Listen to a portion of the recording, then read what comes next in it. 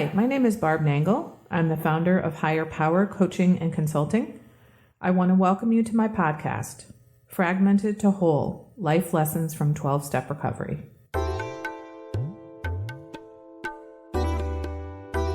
This is episode 26, Understanding My Part in Things. I'm going to give some examples in this episode of how I came to see my part in things as a result of my recovery work, in the hope that hearing my stories will help you begin to see your part in the drama, chaos, and dysfunction of your life so you can cut that shit out.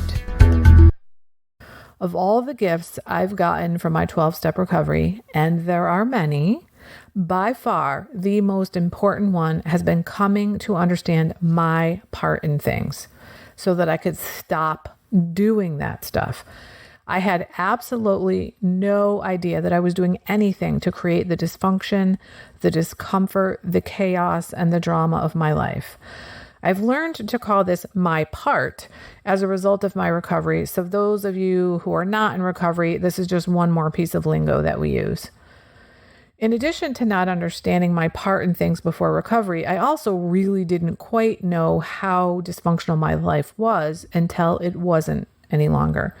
And that's because on the outside, I looked kind of like I had my shit together. And in some respects, I did. I had a career. I was a homeowner. I volunteered. I paid my bills on time. I was a pretty responsible person. But that is what people saw on the inside. What they didn't see was the internal discontent and unmanageability. That was another matter altogether. But I still really didn't understand the depth of my dysfunction until recovery. And for me, it was really doing step 4, which is where we take a searching and fearless moral inventory of ourselves, that I came to understand what my part in things was. And that meant, now that I had this list of things that I was doing, I could stop fucking doing them. I know that many people are terrified when it comes to doing step 4, and I was too. And that's because when I got to step 4, actually before I got to step 4, while I was in recovery, I'd learned a couple of things before then that were really serious paradigm shifts for me. When I say paradigm shift, I mean a completely new and different way of looking at things, an entirely new perspective about myself. If you're not familiar with the term paradigm, a good example of a paradigm shift is going from believing that the earth is flat to realizing that it's a sphere. It changes everything. That's a paradigm shift.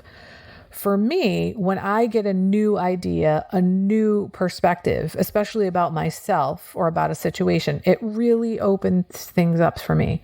Because when I realize that there is at least one new idea besides the idea I have about myself or the circumstances, I become open to the idea that there could be many different interpretations of things. That is, I make things mean something, and then I learn, oh, maybe I was wrong in what I made that mean. Maybe they don't actually mean that. Maybe it means something else. Anyway, back to my own paradigm shifts, which I would now call spiritual awakenings as a result of my recovery.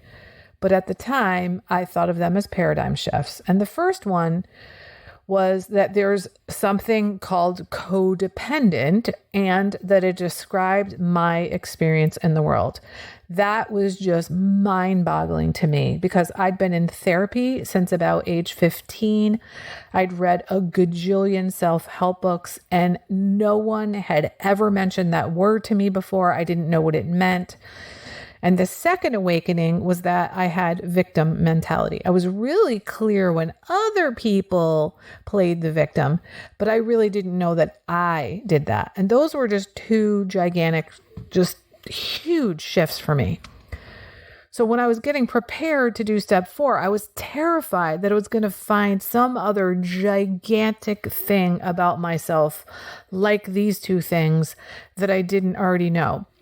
And mind you, I'm a very introspective person. I take every fucking assessment that is possible for humans to take if I can get my hands on it, especially if it's a free version. And I really pay a lot of attention to what's going on for me. So I just like, this was all, news to me. And I didn't want to find some other gigantic thing like that I was codependent or I had victim mentality. And that actually didn't happen. What happened was that there was no news about myself from doing this inventory. Well, actually, there was news. But the news wasn't that there was some brand new information about myself that I didn't know. The news was that there were things I did know, but I didn't know that they were dysfunctional. That was the news. People pleasing is probably the easiest example.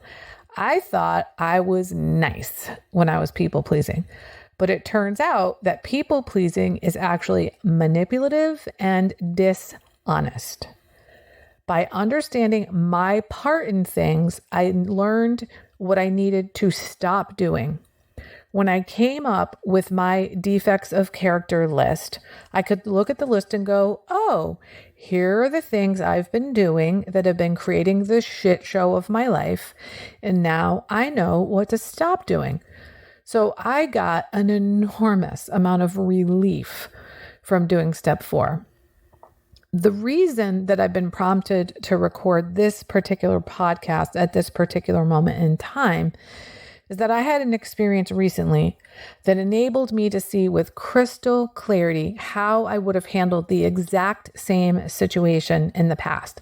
I was just talking to my sponsor tonight about this, and what she said was that when she has those situations, it's like she can look at her own life as an observer. And that's exactly what happened to me. I was observing while I was acting what I would have done in the past.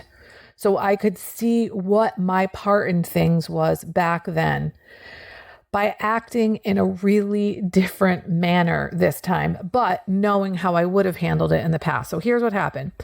I was with a person and they were having one of those HALT moments, hungry, angry, lonely, tired. What I mean by that is a scenario where we are either hungry, angry, lonely, or tired, and we need to take care of ourselves. Typically, when we have even one of those things going on, there could be trouble. But if there's 2 or more, we're usually pretty fucked. We need to take care of ourselves.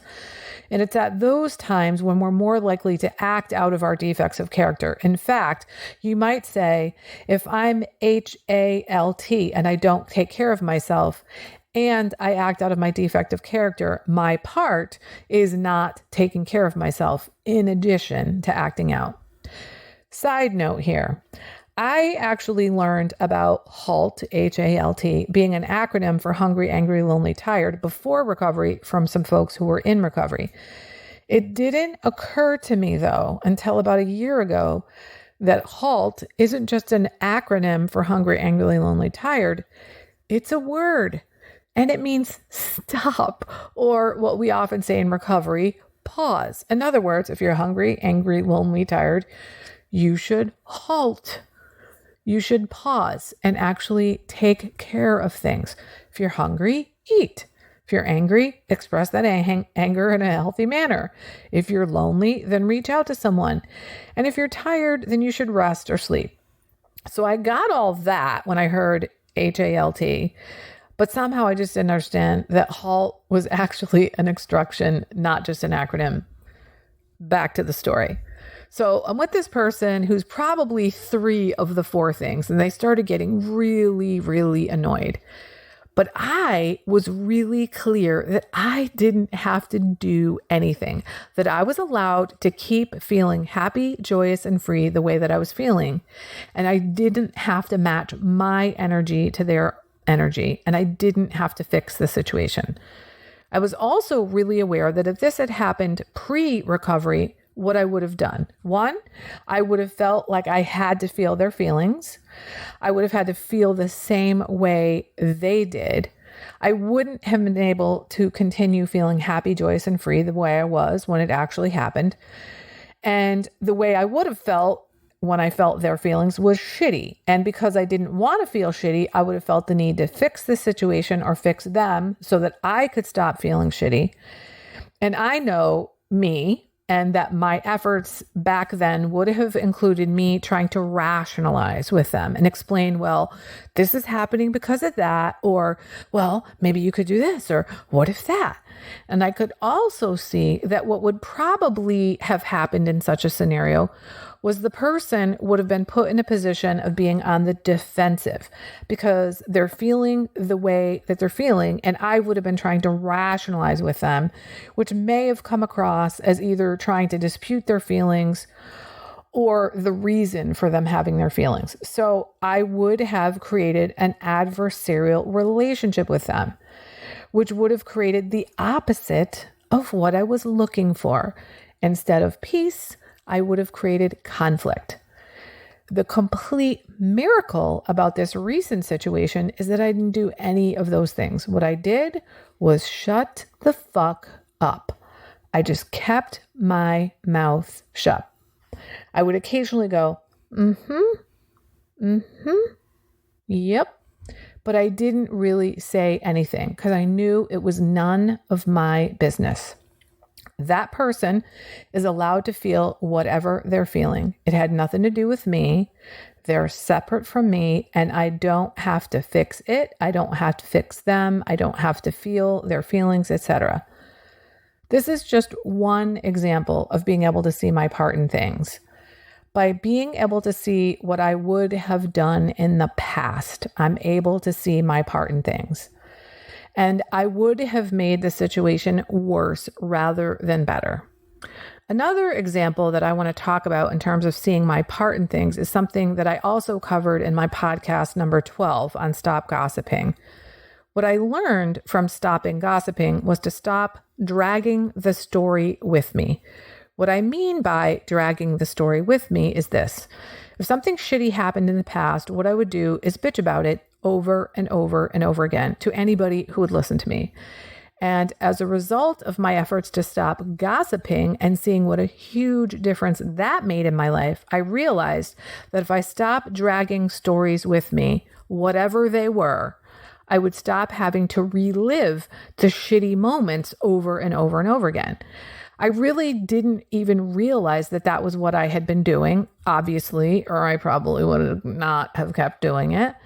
And I also didn't realize that not doing it was an option. In my world, this is how life worked. Shitty things happen and I complain about them over and over and over again. So by learning to stop dragging the story with me, I learned that my part in a lot of the drama of my life was that I dragged these stories with me. In both of these scenarios I've mentioned, I realize that I would have done things in the past to try to make things better, but actually ended up making them worse. In the first scenario, I was trying to fix people or the situation and would have ended up making things worse rather than better. And in the second scenario, I was complaining about things that happened in an effort to get rid of my feelings of discomfort. But instead, I relived the shitty feelings over and over and over again by telling the story over and over again, which made things worse rather than better. My attempts to achieve a certain outcome, which was a noble outcome in both cases, was that I got the opposite of what I was seeking. This reminds me about a friend in one of my programs who happens to be one of my most important 12-step teachers. I've seen him walk people through step 4 a number of times in workshops, etc. And one of the things he says, which I've never heard anybody else say, is that when we act out of our defects of character because we're trying to get a certain result, we usually end up getting the opposite of that. And the example he uses is, let's say you're trying to create a reputation or uphold a reputation of some kind to get people to think the way you want them to think about you. And so you lie to create a certain impression about yourself.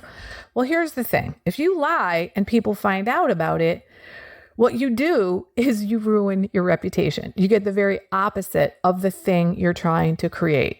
You're trying to get a good reputation, and instead you get a bad one as either a liar or an untrustworthy person. So I can see the same thing was true in both of the scenarios I described. In the past, in an attempt to create peace, instead I created adversarial relationships and conflict. or I was trying to relieve myself of shitty feelings I had about something, and instead I made myself and probably everyone around me feel worse. Another lesson I learned in recovery about my part in things has to do with bad things happening to me.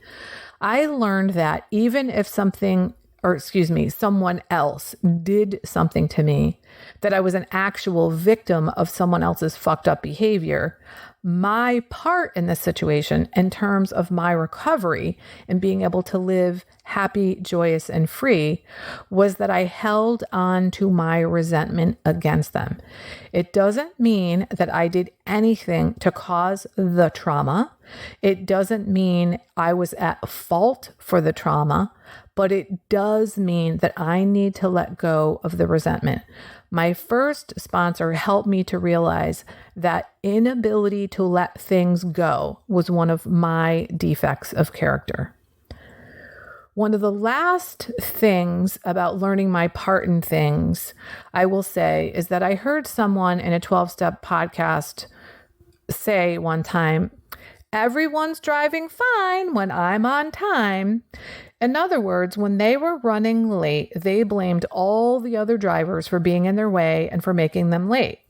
They realized in recovery that their part was being late, yet they acted as if it was everyone else's fault. I found this to be really helpful because this was exactly the kind of experience my life was made up of every day before recovery. I blamed everyone else for everything. So learning to understand my part in things and then stopping doing those things has reduced the chaos and the drama in my life probably by about 85%. Because I've really come to understand my part in things and I've been able to change my ways. I have so much more peace and serenity. So now my part in things looks like this: keeping my mouth shut, not trying to fix things all the time, not dragging the story with me, not gossiping, saying, "Bless them, change me," when someone does something annoying. Praying that I be able to show someone the same tolerance, pity, and patience that I would cheerfully grant a sick friend if the person was bugging me. And learning to accept the things I cannot change, having the courage to change the things I can, and the wisdom to know the difference. Now that's a part I'm willing to play. Good day. That's it for today. If you like what you've heard here, then you just might be interested in private coaching with me. If that sounds like you, head on over to my website, which is higherpowercoachingandconsulting.com, and click on the contact menu. I'd be happy to schedule a consultation with you to help you make lasting changes in your life, like I've made deep, lasting changes in my life. My ideal client is someone who is ripe for change, but I'll coach anyone who wants to be happy, joyous, and free. So if that's you, shoot me an email. I'd love to hear from you. Thanks for listening. Be sure to like and subscribe so you can be sure to get future episodes of my podcast. Thanks again.